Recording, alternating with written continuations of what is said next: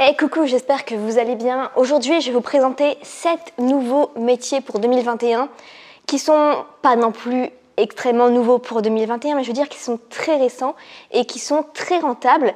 Donc, je vais vous en présenter 7 ou 9. Attendez, non, je vais vous en présenter 9 même. Donc, c'est encore mieux. C'est ce qu'on va voir dans cette vidéo. N'oubliez pas de vous abonner. À tout de suite.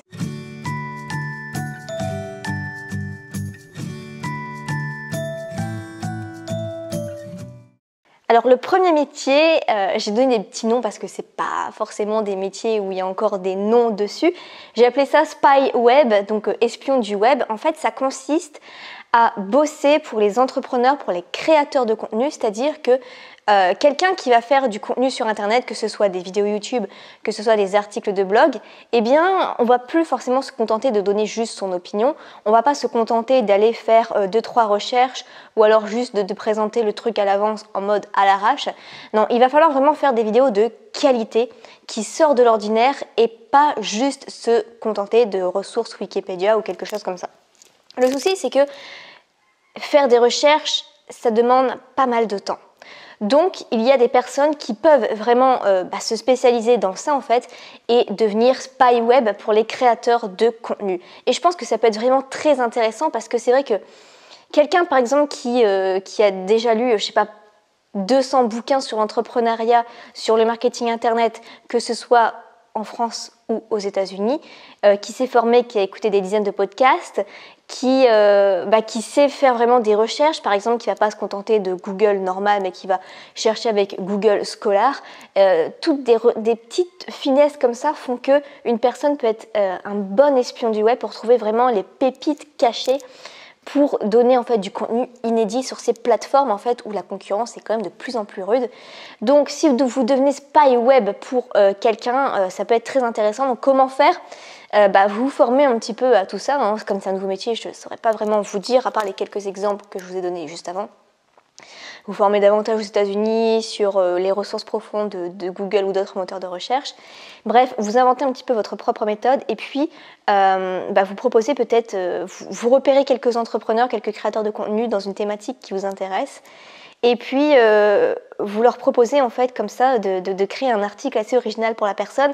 Vous citez un petit peu les bullet points et les sources à côté et un plan de contenu et vous leur proposez ça en fait, ces idées-là et que vous êtes prêt à travailler pour cette personne en proposant d'autres idées de contenu de cette façon. Donc ça peut être très très intéressant je trouve pour les créateurs de contenu de devenir spy web. Deuxième idée, ça va être de devenir chercheur. Donc pas chercheur, mais chercheur pour revendre plus cher. Donc j'ai appelé ça chercheur. Donc en fait l'idée ça va être quoi? C'est en fait on peut faire du business chez soi sans bouger de son ordinateur en achetant et en revendant plus cher.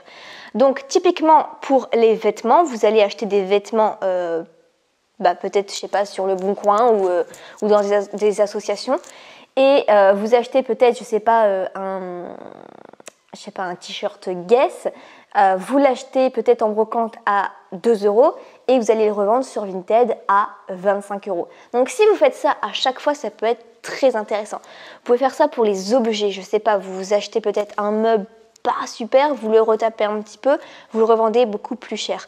Vous faites ça peut-être avec les billeurs, les aspirateurs, les ordinateurs, tout ce que vous voulez, les vélos électriques, les vélos tout court, les broussailleuses, les tondeuses, enfin bref, ça peut être vraiment divers et vous pouvez faire comme ça pas mal d'argent.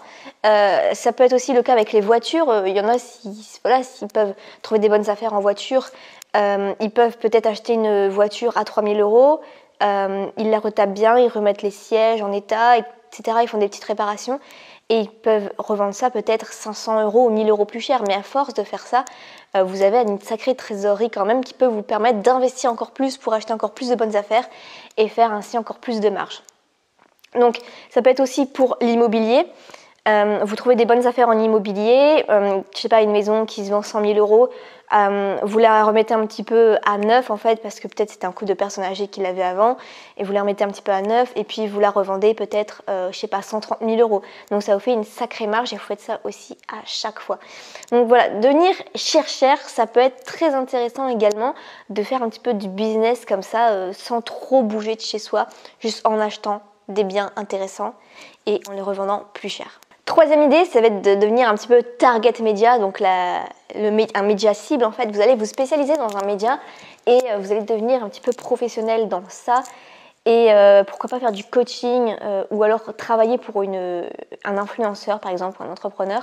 Par exemple, vous vous spécialisez dans un réseau social comme LinkedIn, Instagram, Facebook, peut-être plus. En ce moment, Instagram, je dirais pour 2021, c'est de plus en plus intéressant pour le business, il développe pas mal de choses. Et du coup, vous vous spécialisez dans un média, et, dans un réseau, et en fait, vous travaillez pour un entrepreneur. Par exemple, vous êtes doué pour, je sais pas, pour faire connaître quelqu'un sur Instagram, ce qui est vraiment très difficile, surtout en 2021, parce que tout ce qui est robot, ça n'existe plus depuis bien 2 ans, enfin, ouais, 1 an, 2 ans. Parce que Instagram le détecte très vite. C'est pas, même en pub Facebook, en pub Instagram, c'est pas évident. J'ai essayé peut-être une vingtaine de fois. Je sais pas, en tout cas, il faut avoir quand même des compétences, je veux dire. Faut pas faire ça juste comme ça bêtement. Commenter des autres photos ou alors suivre d'autres personnes, vous êtes cramé. Une fois, j'ai essayé de suivre juste 10 personnes. Instagram m'a bloqué mon compte. 10 personnes à la suite et Instagram a bloqué mon compte. Donc c'est un peu délicat de se faire connaître. Donc si vous vous spécialisez dans ça pour trouver, en fait, pour faire grossir un compte de manière organique, de manière naturelle, franchement, mais vous allez vous trouver tellement de clients, c'est clair et net. Donc là, on en arrive au 4e, l'affiliation, bien sûr, sans bouger de chez soi. C'est un métier pas encore super connu. Et encore métier, c'est plutôt les 3 quarts du temps complément de revenus, voire même 95% du temps complément de revenus. Donc l'affiliation, c'est quoi? C'est que, je sais pas, par exemple, vous utilisez un logiciel, vous utilisez par exemple, je sais pas, vous utilisez Photoshop, et Photoshop en fait propose de l'affiliation, c'est-à-dire que si vous recommandez Photoshop à votre entourage, de votre côté, sur internet, et que quelqu'un achète Photoshop par votre lien URL à vous, où il y a un petit identifiant à l'intérieur, vous touchez une commission, vous touchez en gros de l'argent sur la vente. Donc imaginez Photoshop, ça coûte 1 000 €, et vous avez une commission de 200 € si vous vendez. Imaginez si vous êtes doué en marketing et vous faites beaucoup d'affiliations pour plein de logiciels différents avec voire des abonnements à vie. Je vous laisse faire le calcul, c'est vite très intéressant. Et l'affiliation, c'est ma spécialité, et donc si ça vous intéresse, je penserai à vous mettre un lien juste en dessous de cette vidéo pour avoir un petit peu quelques vidéos gratuites pour voir un petit peu si c'est quelque chose qui peut vous intéresser. Donc l'affiliation, c'est ça, parce que c'est souvent des trucs que vous aimez, que vous allez recommander à des amis en fait. Donc c'est plutôt... pour moi, devenir pro dans l'affiliation, c'est plutôt... Je pourrais appeler ça un truster, un mélange de confiance et de vendeur. C'est quelqu'un en fait qui va recommander des bons plans en fait, et à qui on va faire confiance parce que cette personne-là elle-même utilise les produits qu'elle recommande en fait. C'est pas comme dans le MLM où beaucoup de personnes qui débutent en tout cas vont recommander des produits qu'elles n'auraient jamais utilisés avant. Typiquement, c'est vrai qu'on voit beaucoup de personnes qui vont recommander des crèmes minceurs alors qu'elles sont très minces elles-mêmes. C'est juste que comme elles vont avoir une commission sur la vente, elles vont le recommander en fait sur internet.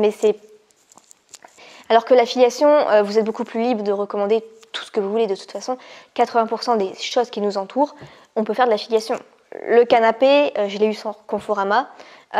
Conforama, je ne sais pas du tout s'ils font de l'affiliation, là par contre je ne suis pas certaine. Mais vous pouvez voir le canapé sur Amazon. Amazon fait de l'affiliation. Quoi encore AliExpress fait de l'affiliation. Après, ça peut être des formations numériques aussi. La Fnac fait de l'affiliation. Vous pouvez recommander des livres. Bref, c'est tellement varié. Et déjà, sachant que Amazon fait de l'affiliation et qu'Amazon, vous trouvez de tout là-dessus, c'est hyper intéressant. Moi, je fais de l'affiliation de mes programmes. Donc, si vous voulez devenir affilié de mes formations, c'est également possible. Et donc, voilà, c'est un domaine juste énorme. Et rien qu'avec l'affiliation, je touche entre 1 500 et 2 500 € par mois. Rien qu'avec ça, en plus de ça, je vends mes cours en ligne. Ensuite, vous pouvez devenir aussi trouble hacker, c'est-à-dire que vous allez, en gros, tout ce qui est un petit peu fouillis, tout ce qui est dans le trouble, vous allez un petit peu chercher les meilleures synthétiser en fait qu'est-ce qui marche pour certaines personnes dans certains domaines. Je m'explique. En fait, vous allez étudier un petit peu qu'est-ce qui fait la réussite des entrepreneurs milliardaires. Et vous identifiez par exemple 5 choses qui font vraiment à chaque fois, et c'est ça en fait qui fait 80% des résultats. Donc vous pouvez créer un e-book, un cours en ligne et dire voilà, j'ai identifié vraiment les 5 raisons qui font que que les personnes sont milliardaires, les 5 points communs en fait. Et les gens vont être intéressés par ça parce que vous allez créer en fait des raccourcis, des hacks en fait. Donc les gens sont de plus en plus intéressés par ce genre de choses parce que ça leur fait gagner énormément de temps. C'est ce que je faisais aussi dans le domaine des étudiants, c'est-à-dire qu'en fait j'étudiais pourquoi certains étudiants comment faisaient en fait leur méthode de travail des étudiants les meilleurs, ceux qui étaient majors de promotion. Et donc c'était hyper intéressant d'étudier ça et j'ai relevé certains aspects et du coup j'en ai créé des cours en ligne. J'avais un business parallèle sur les étudiants en fait pendant plusieurs années et donc ça marchait bien et je vendais comme ça des cours en ligne en vidéo en disant voilà peut-être les 15 hacks qui font que on peut devenir major de promotion. Si vous les appliquez, vous allez voir vos résultats qui vont complètement se booster. C'est ce que fait beaucoup en fait d'entrepreneurs en ligne, les stratégies hacks qui font qu'on peut avoir plus de visibilité sur Internet, mais ça peut être aussi dans le sport, ça peut être dans la nutrition, ça peut être dans le ménage, ça peut être dans la course à pied, ça peut être dans tellement de domaines. Vous cherchez à identifier un petit peu, synthétiser des raccourcis de ce que font les meilleurs et les vendre en forme d'e-book, en forme de cours en ligne, ce que vous voulez. Mais ça aussi, c'est très intéressant pour le futur. Je pense que ça peut énormément se développer. En tout cas, c'est l'analyse que j'ai pu en faire. Ensuite, devenir un petit peu podcasteur, c'est-à-dire créer son propre podcast. Ça se fait énormément aux États-Unis. Je pense que ça va vraiment venir en France. Donc, créer son podcast, c'est un petit peu créer sa propre animation de radio, mais sur des sujets plus en profondeur, en fait, des sujets en profondeur. Par exemple, le podcast numéro 1, ça va être, je sais pas, sur comment se ressourcer sans sortir de chez soi. Le podcast numéro 2, ça va être comment avoir une bonne énergie chez soi. Le podcast numéro 3, ça va être comment bien choisir ses plantes pour un bon intérieur. Enfin, vous voyez un petit peu l'idée, quoi. Ça va être un petit peu à chaque fois des émissions spéciales et en profondeur. Et il n'y a pas encore beaucoup de concurrence sur ça, mais je pense qu'en 2021, ça va vraiment exploser. Donc, si ça vous intéresse d'être sur Internet, mais pas forcément montrer votre tête, ça peut être hyper intéressant. Il y a sur Apple Podcast, sur iTunes, sur SoundCloud, sur Spotify. Donc ces plateformes-là, on peut écouter des podcasts et les gens adorent ça parce qu'ils peuvent écouter en faisant leur ménage ou en étant en voiture. Et plutôt que d'écouter la radio avec tout le temps des pubs, ça les saoule totalement.